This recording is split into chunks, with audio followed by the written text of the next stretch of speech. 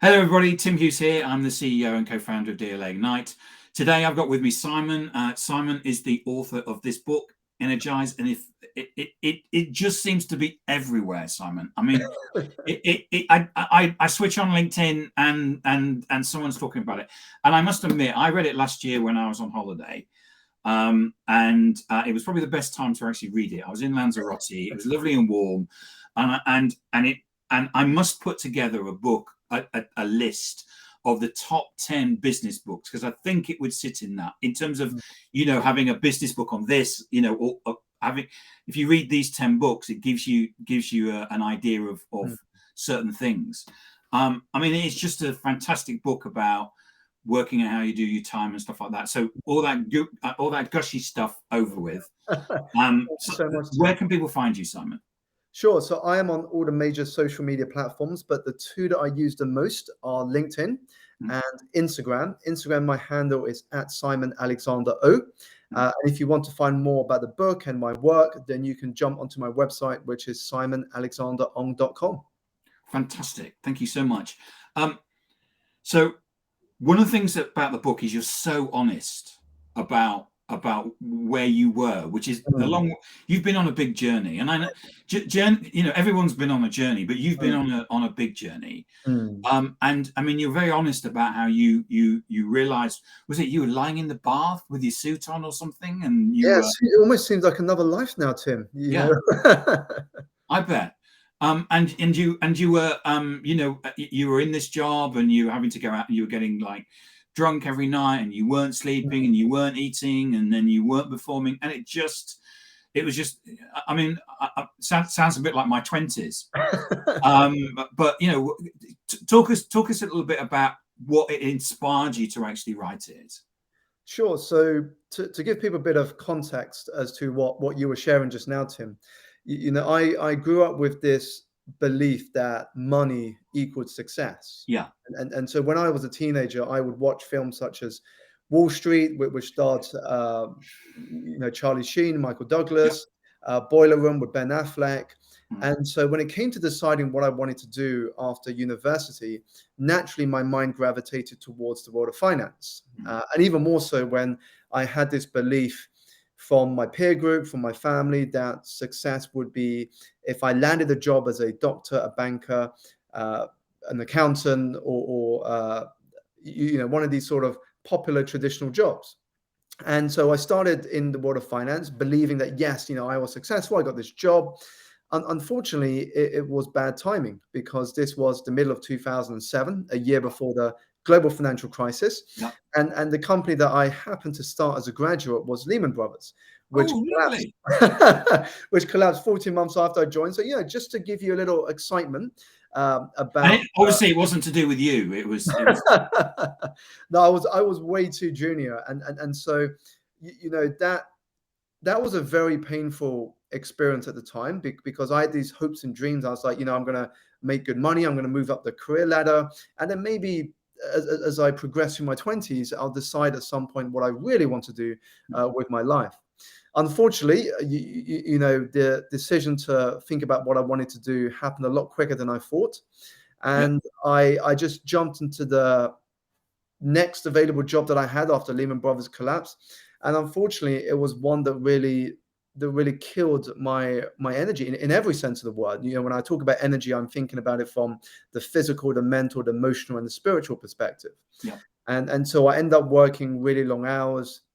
I was essentially the T-boy to the team. I don't know if you've ever seen the film Slumdog Millionaire.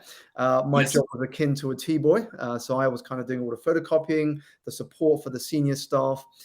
And I would have to be in earlier than everyone else. I had to stay late to make sure there were no errors and mistakes. And when you have an office in America, of course, they are just opening as you move towards the end of your day. And when there was client entertainment, the nights would be long. And so all of this compounded to that point that you mentioned in the first chapter of my book, where everything just really began to fall apart. I was lost. I thought I was in something that was successful when clearly it wasn't. The financial crisis meant that it wasn't the industry that it used to be.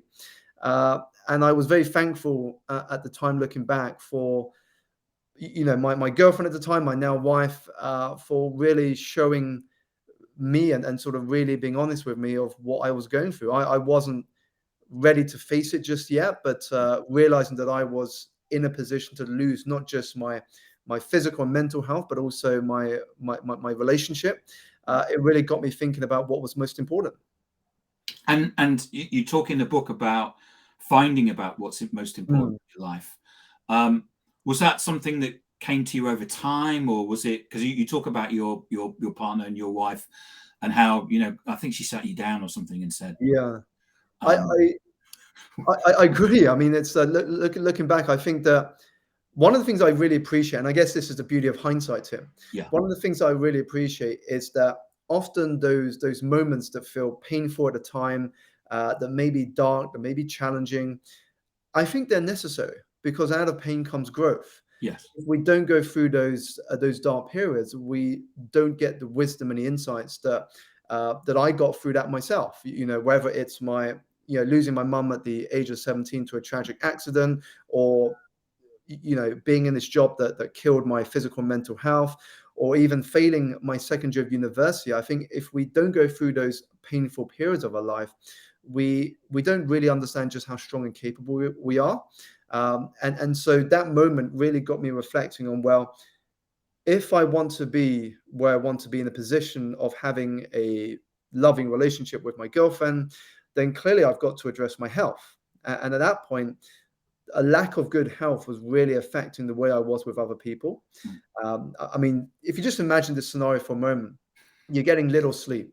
yep, You are surviving on junk food and takeaways. mm, You aren't finding time to go to the gym, and you are getting little in the way of disconnection because you are tied to a job that is 24/7. I was in a job in finance that was about trading the financial markets, and the yep, markets are 24/7. And so when you put all of those things together, it is a recipe for disaster. And so I was very reactive to situations. I would react very heavily to simple things that my girlfriend would say because I wasn't emotionally on point. I wasn't aware of the emotions that I had, and I let them consume me. And so by addressing my health, by putting my physical and mental health a priority, things really started to change. And that's what I wanted to talk to in the book, that I was at a place where I had zero energy, and what it is like to be on the opposite side of the spectrum, to wake up full of energy, the energy of possibilities, the energy of love, the energy of understanding what you are here on this earth to do. And I think it's a very different place, and I really wanted to help people go on that same journey that I went on. because you talk about in the book very early on about this sort of baseline Mm. of importance of getting the sleep and the exercise and eating well, and I know that we all know that, but we don't all do it. Knowing and doing are two different things, aren't they? And we always try and push ourselves. Oh, Mm. I remember in my 20s, I'll sleep on the plane. I went to New York and we went out to a nightclub. It'll be okay. I'll sleep on the plane, and then I didn't. And because there was like a child, or the seat was by the toilet, and there was the door going or something like that. And then and you always try and convince yourself that you can do those things, but there is this baseline, isn't there, of simple things that you've got to do to get that energy. Definitely. And I think it is why I was very deliberate, Tim, in that chapter to create a subheading which says, you have to stop making your health a side hustle. You have to Yeah, stop making your health a side hustle.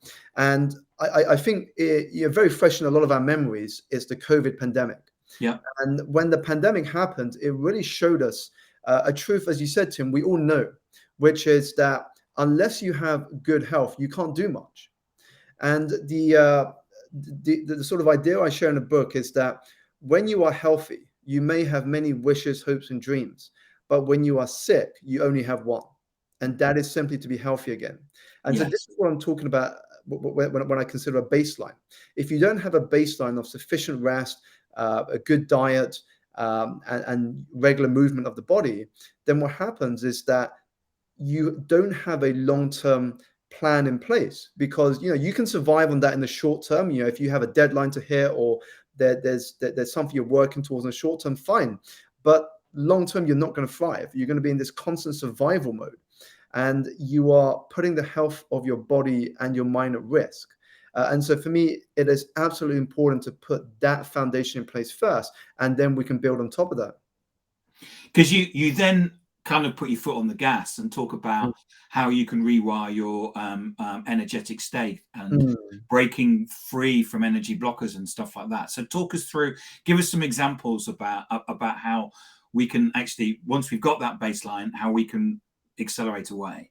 Sure. So the baseline is something that we're all aware of, but we can often neglect the other areas. So if you think about conversations you may have had with friends at the beginning of the year, when it comes to New Year's resolutions, chances are they would talk about the things that are associated with physical energy. They may say to you, this year I'm gonna be fitter than I've ever been. This year I'm gonna address my diet. This year I'm gonna slow down more, or I'm gonna get more rest. I'm gonna manage my time better. Now these are a lot to do with physical energy, but we forget the other three. And what I've noticed, Tim, when I look at society around us, is that many of us are exhausted, not because we are physically doing too much, but because, one, we are doing too little of the things that bring us joy, and two, we are often running someone else's race.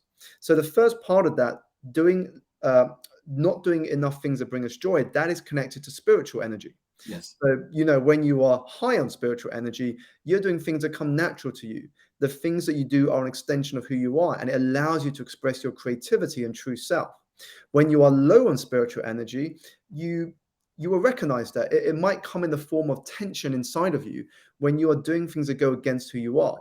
So in my case, it was being in a job that may pay well, but it was killing my soul. It wasn't fulfilling, even though on the outside it looked like I was a success. And that's where there's a bit of tension in the fact that you are keeping dormant the faculties and talents that come natural to you. And the second part about running someone else's race is what I started to realize when I embarked on my own journey from being an employee to an entrepreneur, is that we tend to chase the definition of success defined by others. And as long as we do that, it's like running on a hamster wheel. You don't decide the speed or direction, someone else is always deciding that for you. And so the moment you start to pause and reflect on the questions such as, what does success mean to me? What sort of impact do I want to have in the world? That's when you begin to get a bit of clarity. And this again impacts the other areas, which is your mental, your emotional, and your spiritual energy. The spiritual energy is you start to get clear on what matters. The mental energy is you getting a bit of focus here. Emotional energy is understanding who you are. And until we understand who we are, we can't access true wisdom. And I think life's greatest challenge, Tim, is when we have the answers to those questions, life's greatest challenge is to build our life around those answers. I totally agree with you, Simon. I think it's it's one of those books where I read two books. There was your book, which is like this thick, and I had another book which is like twice as thick. And when I finished the one that was really thick, I put it down. It was like I moved on to the next one with yours. I put it down as well. I need to think about this. And I constantly kept putting it down and thinking about it and making notes. And it was one of those things where you go, this is making an impact. And it's one of those books that I've always gone and said to people, you need to read this. You need to read this. Which is probably why it's everywhere. So you talk in the book also about turning obstacles into a source of energy. What do you mean by that? Sure. So one of the things we come to understand as we get wiser is that there is no one common reality. A lot of us like to think we're all living in the same reality, but that doesn't exist. We actually live in very customized realities. So what that means is that when you go through a particular experience, the way that you interpret it may be different to the way your friend does or the way that your partner does. And that's because we are living in the feeling of our thinking moment to moment to moment. So your thought creates your experience of an event, and that determines your actions, behaviors, and choices. Now, when we are aware of that fact, what happens is that we can then become the sculpture of our reality, if you will. We can start to weave the fabric of our reality into something that works for us. So what I mean by obstacles to opportunities is the fact that you will, guaranteed, whenever you embark on a path that is new for you, you will face obstacles and challenges. That's part of the journey. Now, those things do not matter nearly as much as how you choose to respond to them. Right. So on the one hand, you can look at the obstacles and challenges as negatives, as things that, are there to stop you making progress. Or on the other hand, you can look at them as lessons, as things that you can turn into fuel for your growth. So that does require a different mindset though. If you go into an obstacle or challenge from a place of ego, you are very likely to say, well, why didn't I get this? Why didn't I get that promotion? Why is everyone trying to sabotage me? And so what happens is that you come from a place of the world is against me. Yep. And so, of course, the obstacles and challenges win. On the other side, if you're able to come from the mindset of humility, and this is a very powerful mindset to operate from. The mindset of humility means that you are always open to learn, that you understand you don't know it all. Yep. And so when you do face a challenge or obstacle, you look at it from a more productive lens. You ask yourself questions such as, well, what else could this mean? What is the lesson that I could take from here? And what you're looking at is what is in your control rather than what is out of your control. And this key is important. When you start to shift your energy away from the things you can't control, you actually energize yourself towards action.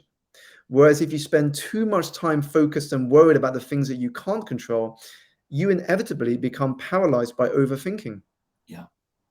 Yeah, I'm currently going through a process myself of putting myself out of my comfort zone by going on podcasts and talking about things not that I don't know about, but not my comfort zone.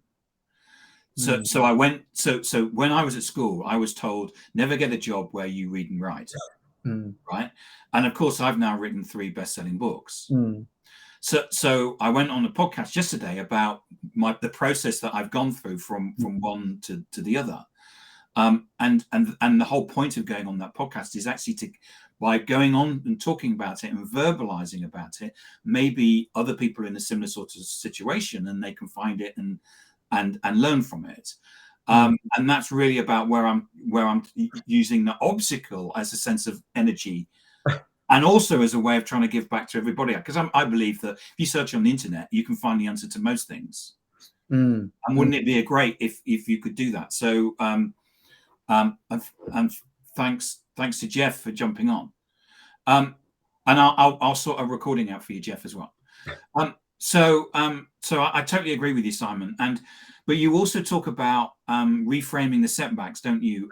And using that as a way of redefining and energizing it. I mean, what you're doing is that you're finding these energy pieces and energizing yourself. Talking to you for 20 minutes is an energizing thing.